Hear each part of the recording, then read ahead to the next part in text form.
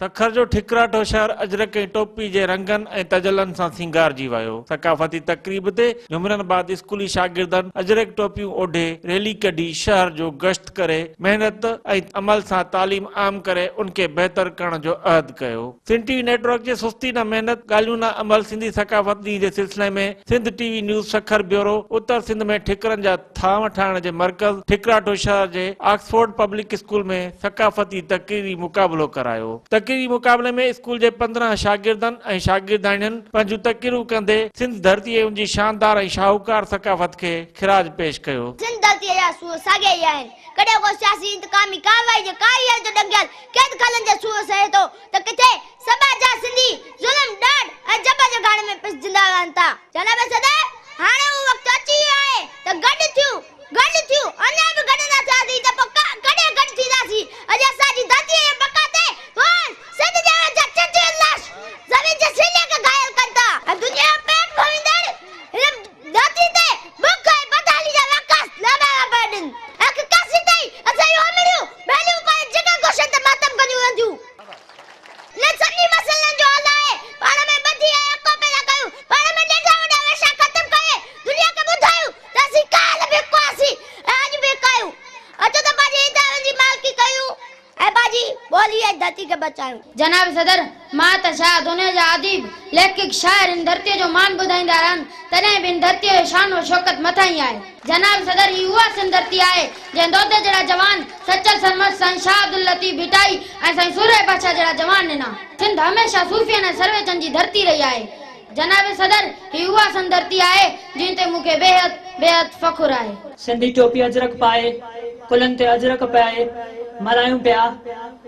उन जो मक़सदु इहो ई आहे त असीं पंहिंजी सिंधी सकाफ़त विसारे न चुका आहियूं ऐं सबूत ॾियूं पिया त असीं सिंधी अज़ीम सकाफ़त रखंदड़ जा मालिक आहियूं। असांजी धरती ते अलाह न करे त ॾुखियो वक़्तु अचे, पर जे आयो त असां सभु हद में हद रहे पंहिंजी सिंध अमर जी हिफ़ाज़त कंदासीं। पर जे करे हिन धरती ना के मेरी अख खणी ॾिठो उन जूं अखियूं कढी छॾींदासीं। As we know that the importance of culture day in our life is vast, it is because of our culture every people know us that we are brave warriors and most of all Sindhi. Culture day is celebrated in December with full spirit. All the Sindhi people when they celebrate this day. This day is very important for us and for our future generation when Sindhi people observe this day. जेकॾहिं सिंधी मुदात थी वञनि इन्हनि जा दुनिया में त लाज़वाल हुकूमत हूंदी। सिकंदर आज़म जो आहे त जंग में लहण खां पोइ ऐं सिंधी खे रोकण शींहं जे वात में हथ विझण वांगुरु आहे। सिंध जो तरानो तंगायो साथियो, अंदर को मुंहिंजो बि त ठारियो साथियो। लफ़्ज़ माखी मिसरी लॻे थो, लफ़्ज़ माखी मिसरी लॻे थो, पाण बेजुमियो ॿिन खे बेजुमायो साथियो। जनाब सदर, ही उहा सिंध धरती आहे जंहिं दर शाह अब्दुल लतीफ भिटाई जहिड़ा लोक फ़क़ीर शाइर ॾिना। ही उहा सिंध धरती आहे जंहिं हमेशह अमन जो पैगाम फैलायो आहे। ही उहा सिंध धरती आहे जंहिं दोदे जहिड़ा जोधा जवान ॾिना। जनाब सदर, साई सिंध धरती असांखे हथ ते हथ रखे विहण लाइ मिली न, उनमें मुजाहिदनि बुज़ुर्गनि ऐं जवाननि जूं कुर्बानियूं शामिल आहिनि। सिंध जी सकाफ़त, तहज़ीब, ॿोली, मेहमान नवाज़ी मुल्का मुल्क मशहूर आहे। I am representative of my Sindh. I am representative of my culture. I am representative of my values. I am representative of my Sindh. I am representative to those who fought and sacrificed their lives to bring the Sindhi culture. My Sindh is prosper with all type of values, customs and traditions. Not only this, but it is a matter of proud for Sindhi people. असां सिंधियुनि पंहिंजी सिंध जी जल्दी सिंध खे मेरननि गले पंहिंजी जाननि जा नज़राननि ऐं हर मुश्किल घड़ी खे मुर्शी सां मुंहुं न आहे। सिंध जे सपूत मखदूम बिलावल अंग्रेज साम्राज्य अॻियां मोह ॾोड़ कंदे चए त मूंखे घाणी में विझण जी शुरूआत पेरनि खां कई वञे, जीअं पंहिंजी अखियुनि सां रतवांदो ॾिसां ऐं पंहिंजी हॾियुनि जा टड़काट कननि सां ॿुधां जे मूंखे महसूस थिए त मां सिंध मां लाइ कुर्बान थी रहियो आहियां। हिन धरती हमेशह हिलाली पुटनि खे जनम ॾिनो आहे। किन हुनरमंदी जो होलो गारियो, किन तंबूरे जी तार जोड़े जीत या जमाला गाया, किन कलंदर बणजी धमालू हयूं, के भिटाई बणजी भिटाई जी वाई बणजी विया। छाकाणि त सिंध अमन मोती जी मिलाल आहे, सिंध सुकारिन साण आहे, सिंध ॾोखारनि ॾोतनि जो ॾेओ आहे, सिंध ससुई जे सूरनि जो सहारो आहे, सिंध मायूसी मारी जो मुल्क आहे, भली को ॾिसारो मिली वञे पर सिंधी सभु सभा जहिड़ा जंहिं जंहिं जाइ हुजनि, सदा मूं सदन नचे अला मुहे कमलीर जी। मुंहिंजा प्यारा दोस्तो, सिंध अमड़ असांजे लाइ अमुन जो पैगाम फैलायो आहे, सिंध अमड़ असांजे ज़मीरनि खे जाॻायो आहे, सिंध अमड़ असांजे महिमान नवाज़ी में हथ वधायो आहे, सिंध अमड़ असांजे दुश्मननि खे झुकायो आहे।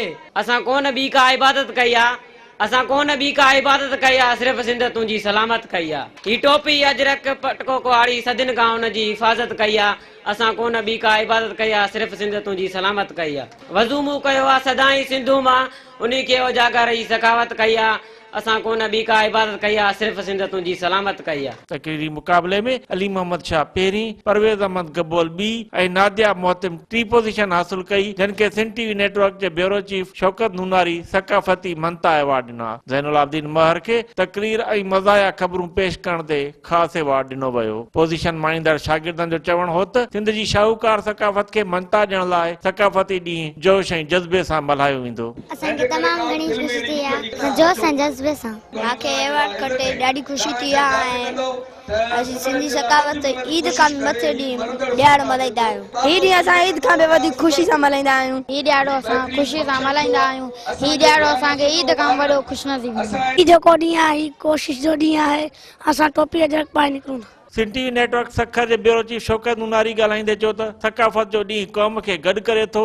उन गॾजण वारे ॾींहं खे सिंध टीवी नेटवर्क जे CEO डॉक्टर अब्दुल करीम लाजपर बामक़सद बणायो आहे, जंहिं धरती धड़नि में महिनत ऐं अमल जी अहमियत खे उजागर करे सघिजे। सुघड़न करीम बख्श महर, उस्ताद बरादी मंगी ठिकराठवी, उस्ताद शमन सागर दायो, जाम अब्दुल कयूम ऐं आशिक अली मोहतिम बेवारो वॼायो। असां सिंध पंहिंजी संवारण था चाहियूं, असी क़ौम पंहिंजी जियारण था चाहियूं। सकाफ़त सदिन जी ऐं ही बाबाणी ॿोली ऐं धरती मुक़दस बचाइण था चाहियूं, असी क़ौम पंहिंजी जियारण था चाहियूं। न इमदाद ख़ैरात धारनि जी घुर्जे पंहिंजी ज़ोर बाज़ू ते भाड़ण था चाहियूं, असी क़ौम पंहिंजी जियारण था चाहियूं। दरिया समुंड ॿेला ज़मीनूं वसीला मथन मालिकी हक़ जिताइण था चाहियूं, असी क़ौम पंहिंजी जियारण था चाहियूं। न ज़ुल्म तशद्दुद न की ॾाढ ॾहकाओ ग़ुलामीअ जो ग़ुलबो मिटाइण था चाहियूं, असी क़ौम पंहिंजी जियारण था चाहियूं। न वहशत न दहशत न तासुब न नफ़रत मोहब्बत वंडण ऐं विराइण था चाहियूं, असी क़ौम पंहिंजी जियारण था चाहियूं। ॾिठी ॾियारी साम्हूं ॾिसण संभाया, विझो वर वंझ के रोए वणजारी, मारींदा मारी सुबह सूर पिरन जा।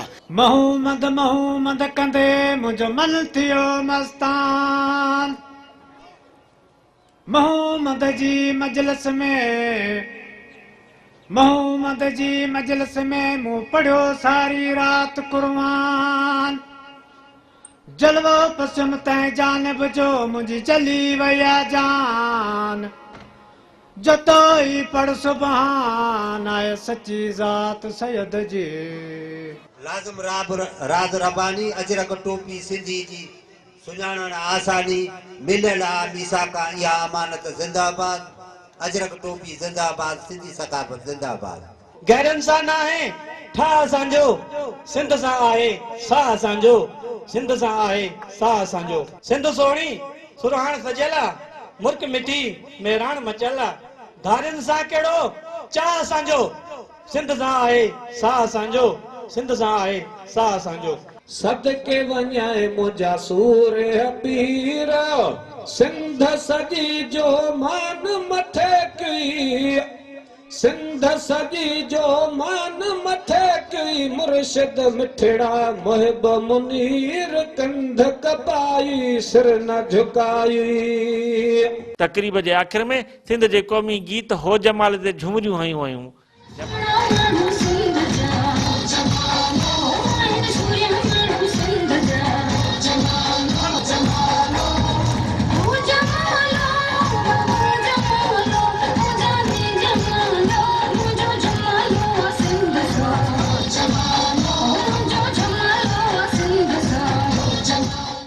जमाले ते झुमरिन बाद सिंध टीवी नेटवर्क सखर जे ब्यूरो चीफ शौकत नूनारी जी अगवानी में स्कूली ॿारनि शानदार रैली कढी शहर जो गश्त कयो। रैली में GA सिंध, सिंधी सकाफ़त जिंदाबाद, टोपी अजरक जिंदाबाद, सिंध टीवी जिंदाबाद ऐं ॿिया नारा हया विया। सकाफ़ती तकरीब में ठिकराठो जे ॿारनि इन अज़म जो इज़हार कयो त उहे सकाफ़ती ॾींहुं जोश ऐं जज़्बे सां मल्हाईंदा। कैमरामैन जावेद घुंजो, GM महर ऐं साथी रिपोर्टर मजीद महर सां गॾु मुश्ताक टावरी, सिंध टीवी न्यूज़ ठिकराठो सखर।